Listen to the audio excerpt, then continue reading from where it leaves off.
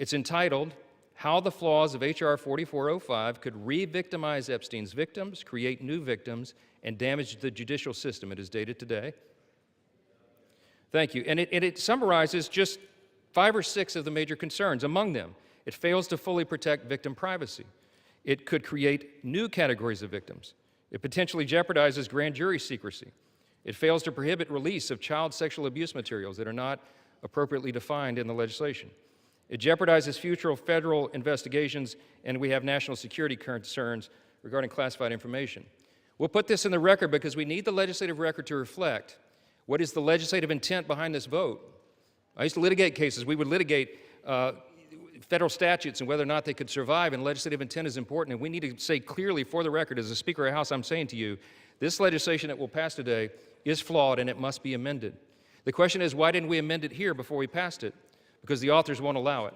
Because under the rules of the House, under a discharge petition, they have to agree to consent for the legislation to be amended, and they're not doing that. So now we rely upon our partners in the other chamber to get that done, and they need to do that. The victims deserve our utmost respect. In fact, they should be saluted for their courage. And the young women who have not come forward, who are now, some of them are middle-aged women who have not come forward, also deserve our respect, and they deserve to be protected. Republicans support transparency. We want maximum transparency, especially when it comes to disclosing the names of anybody who had anything to do with these evils, anybody who conspired with or aided in any way Jeffrey Epstein.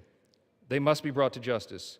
We want the bill to be amended so it doesn't, at the same time, violate victim privacy, create new victims, disclose the names of any whistleblower or informant, cause the release of grand jury materials or child sexual abuse materials, or undermine our national security.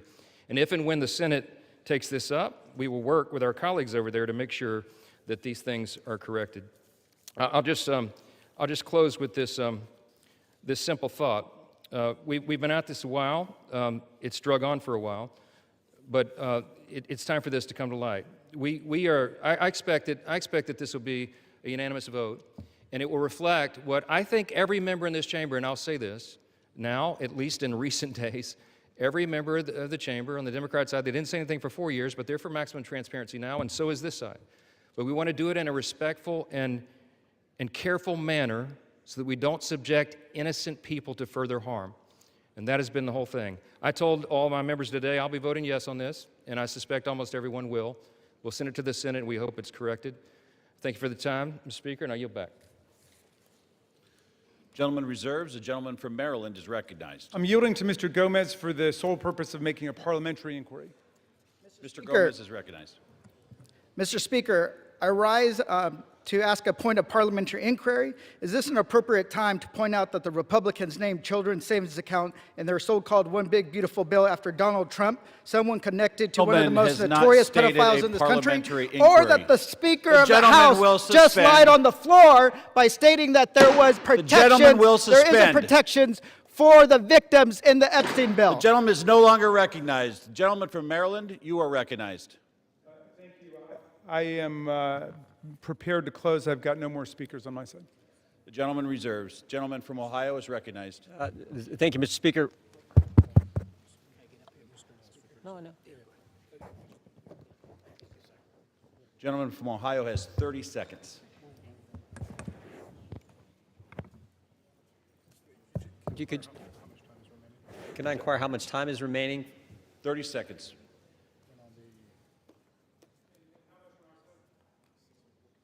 Six minutes, 15 seconds. Take 30 his. We reserve. Gentleman reserved. Gentleman from Maryland is recognized. I'll take the opportunity of the Speaker's presence to respond to some of the things that he said. In the very presence of the victims and the survivors who come to join us today, the Speaker said that now would be a time we should be working on urgent legislative work. Mr. Speaker, justice is urgent legislative work. The truth is urgent legislative work. The Speaker says, why now? Why now? Well, Mr. Speaker, you were the one who refused to swear in Adelita Grijalva for 50 days. We would have done it 50 days ago, but she provided the 218th signature on the discharge petition. So why now? It was because of your dilatory tactics, your delay, your postponement of it. Now, the gentleman says that there are not sufficient protections. There are protections in the bill for the victims to make sure that their names will be redacted. And yet we hear even the Speaker of the House of Representatives openly inviting the U.S. Senate to start finger painting on this bill, which we have waited more than 5 months to bring to the floor. The Senate should pass the bill exactly as it's written. The President should sign it exactly as he said he would when he finally changed his mind. And the Epstein file must be released. Moreover, if the President is serious about what he's saying, he's got the power to release the Epstein file right now. Nobody's stopping him. It's within his possession. It's within his control. He can release the whole thing, and he can redact the names of the victims and others who are innocent in this process. Mr. Speaker, Speaker Johnson said that these are unspeakable evils. Well, because of the bravery and the invincible courage of the women who've joined us today, they're no longer unspeakable. They're spoken. They're articulated. The cat is out of the bag, and we know what's been going on for decades. It's been a double standard of justice, going all the way back to Alex Acosta, who later got rewarded with a cabinet appointment in the Trump administration. Alex Acosta had a 60-count federal indictment ready to go against all kinds of people for an interstate sex trafficking conspiracy with solicitation, with child sex abuse, all of it. And he traded that 60-count federal indictment for 1 count in state court. And Jeffrey Epstein ended up getting the sweetest of sweetheart deals ever on the plea bargain front. He was free from 8 a.m. to 8 p.m. to do whatever he wanted and continuing to perpetrate his crimes and run his conspiracy, and then he would come and he would watch TV and spend the night in jail. And it was over in about a year after the rape and sexual abuse of hundreds and hundreds of girls, and he kept going, and he kept at it. We want the whole truth to come out. This is the United States of America. Even the British monarchy wouldn't put up with this. How about the American democracy? How about we say, no way, we're not going to allow this cover-up to go on for 1 day more. And I'm glad the President changed his mind after pulling out all the stops to try to get one of our Republican colleagues to change their mind, to remove their name from the discharge petition. He gave up. And I want to salute the gentlelady from Colorado from having the courage to stand her ground in the Situation Room in the White House and say, no, she wasn't going to be bullied. No. So I'm glad the President changed his mind. But let's be clear, Mr. President, you've got the power today to release the entire file. That's what you called for. That's what Pam Bondi called for. That's what Kash Patel called for. So we don't need anybody calling for the Senate to slow things down for more weeks and more months. The American people have had it. We'll reserve.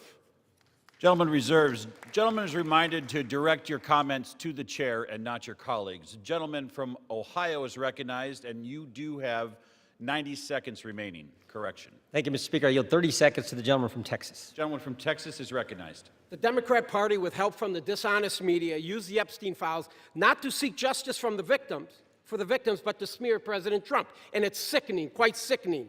The Democrats have used the Epstein files to distract the American people from the wins President Trump and his administration have delivered for the American people for the last 11 months. I'm proud to work with my Republican colleagues on the House Oversight Committee in coordination with the Justice Department. 65,000 pages of documents are related from Epstein released. What have my Democrat colleagues done? They selectively leaked and altered documents to mislead the American people. As President Trump has stated, we have nothing to hide here. I'm voting to release the files so that we can move on from this smear campaign the Democrats have manufactured. God bless Gentleman's Donald J. time has Trump. expired. Gentleman from Maryland is recognized. Reserve the balance of my time. Gentleman reserves. Gentleman from Ohio reserves. Gentleman from Maryland is recognized. All right. How much time do I have to close? You have 2 minutes.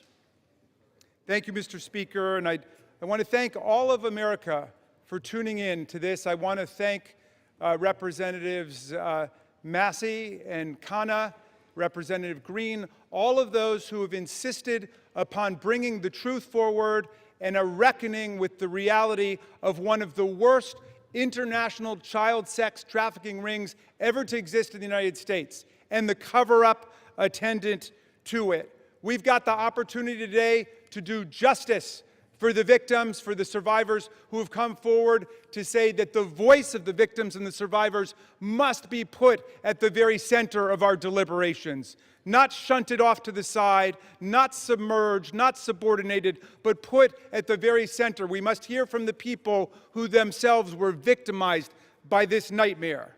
Now, our colleagues across the aisle seem to want to make this into some sort of partisan contest. I haven't heard so much talk about the Democrats since the Democratic National Convention. And all that we've done here is to say we want to bring the truth forward, along with a bipartisan group. We don't want the Senate monkeying around with this in order to slow things down. We want it passed in the Senate. We want it signed. And before that, if the president is true to his word and he wants to see all of this come to light, he can release it now, instead of fighting, kicking, and screaming every step along the way. But I'm glad he's changed his mind, and I hope he maintains the momentum he's got to stick with the vast majority of the American people who want to see that the truth is done here. And while he's at it, the administration could reconsider their terrible policies, gutting federal offices and programs designed to combat violence against women. The DOJ terminated hundreds of grants to police departments, defunding the police when it comes to investigating violent sex crimes and to support victims. His DOJ destroyed programs to combat international human trafficking rings. Let's get back on the side of the women. I yield back. Gentleman yields back. The gentleman from Ohio. Thank you, Mr. Speaker. Thank you, Mr. Speaker. The Speaker Johnson said it right. Why now after 4 years of doing nothing? Because going after President Trump is an obsession with these guys. Best example is John Brennan testified in front of our committee under oath, said he was not involved with the dossier. Only problem is Tulsi Gabbard declassified a report, released that report, and it said exactly the opposite. And she related a story in there where a CIA official went up to Mr. Brennan and said, we shouldn't include this in the report. And John Brennan's response was, yeah, but doesn't it ring true? Forget the facts, forget the truth, go after Trump, put it in. Same dynamic at work here. We're all for protecting innocent victims. We're all for exposing the bad guys who did bad things. But this is an obsession with the left. For 10 years, it's going after President Trump. So vote yes. Make sure the bad guys are held accountable. We all want to do that. Speaker Johnson's right. I think it's going to be unanimous. But understand what they're doing, because they had 4 years and didn't do a darn thing. With that, I yield back. Gentleman yields back. The question is, will the House suspend the rules and pass the bill H.R. 4405? Those in favor say aye. Those opposed say no. In the opinion of the chair, two-thirds being in the affirmative, the rules are suspended. The bill is passed, and without Can I request a objection, recorded vote, Mr. the Speaker? gentleman from Maryland is recognized. Yeah, I'm requesting a recorded vote. The gentleman from Maryland has requested a recorded vote. Those favoring a recorded vote will rise. A sufficient number having risen, a recorded vote is ordered. Members will record their votes by electronic device. Pursuant to Clause 9 of Rule 20, this 15-minute vote on the motion to suspend the rules will be followed by 5-minute votes on ordering the previous question on House Resolution 879, adoption of House Resolution 879 if ordered, and adoption of House Resolution 878. This is a 15-minute vote.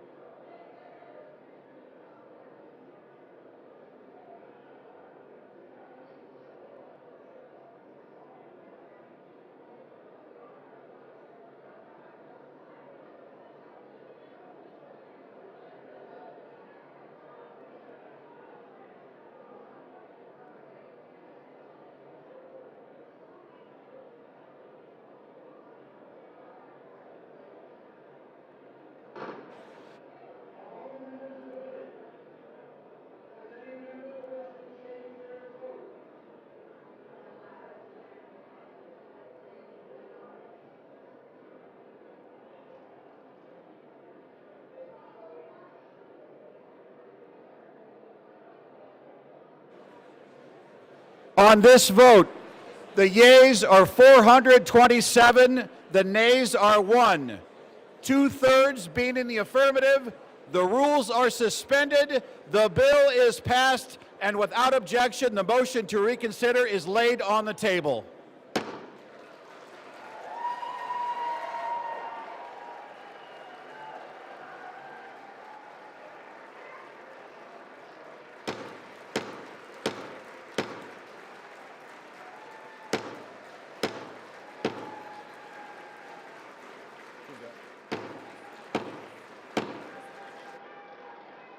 Pursuant to Clause 8, Rule 20, the unfinished business is the vote on ordering the previous question on House Resolution 879, on which the yeas and nays are ordered. The clerk will report the title of the resolution. House Calendar Number 47, House Resolution 879.